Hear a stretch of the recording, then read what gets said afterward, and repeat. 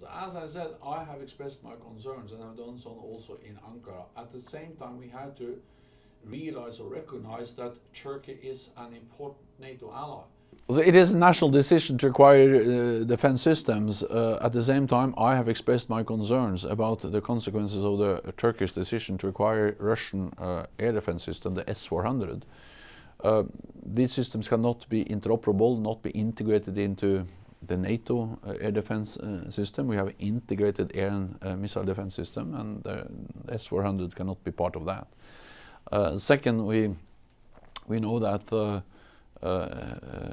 United States has clearly stated that they think it's impossible to have F-35s, also the American fighter airplanes or aircrafts operating together with the Russian air and missile defense system, and therefore suspended the delivery of F-35s.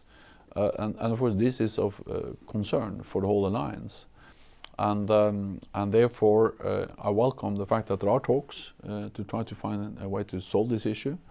And we know that there are other systems, including the Patriot systems.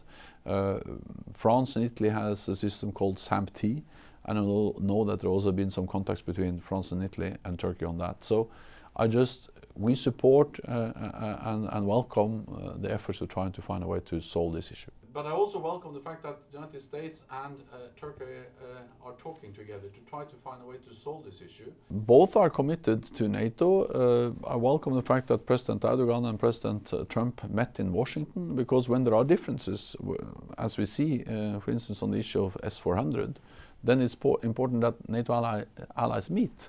And that's one of the things that NATO actually do. We provide the platform for allies to meet, and we will have a leaders meeting later on early next month, and that will also be a platform for NATO allies to meet and to address also differences. The only way to resolve differences is to sit down, discuss, and I welcome the fact that also we have bilateral contact direct between Turkey and the United States.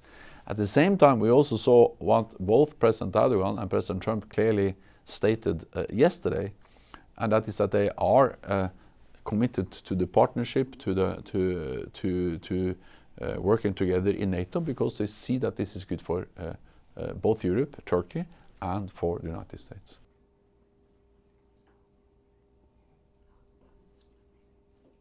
And that's a big issue, and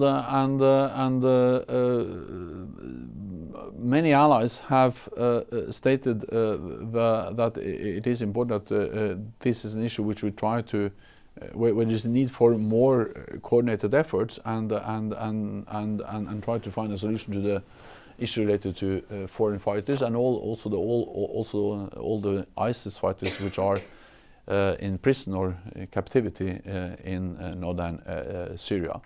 At the same time, I think that perhaps the main message from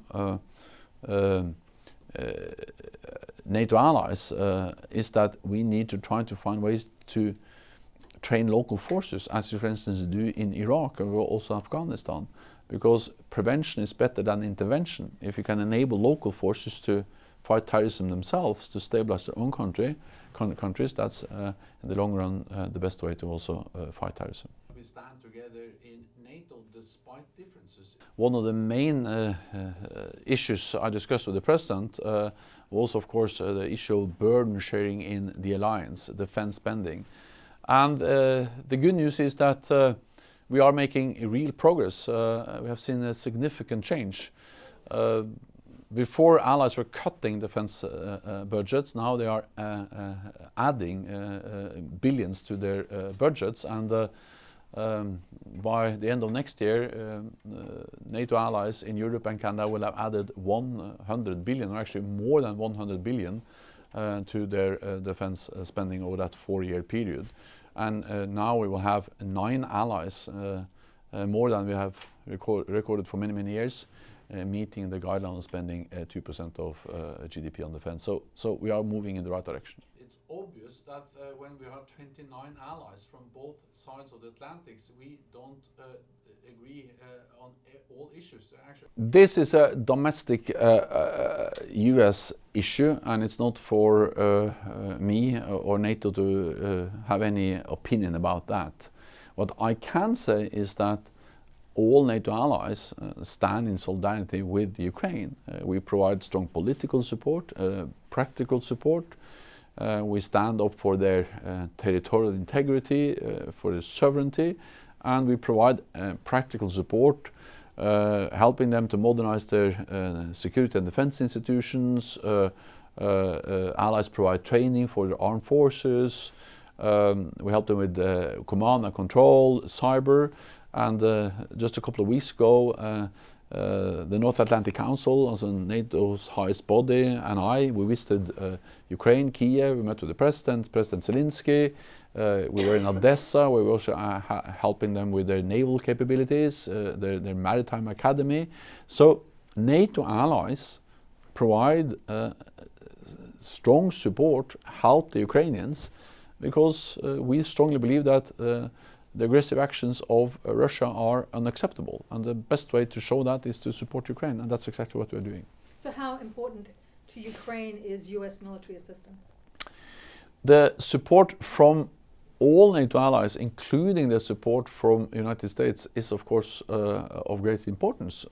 That's the reason why we welcome the fact that NATO allies provide support to Ukraine, and also why Ukraine clearly express gratitude for the support they get from NATO allies, and US is part of that. Didn't say anything completely different, at least. But not at such length.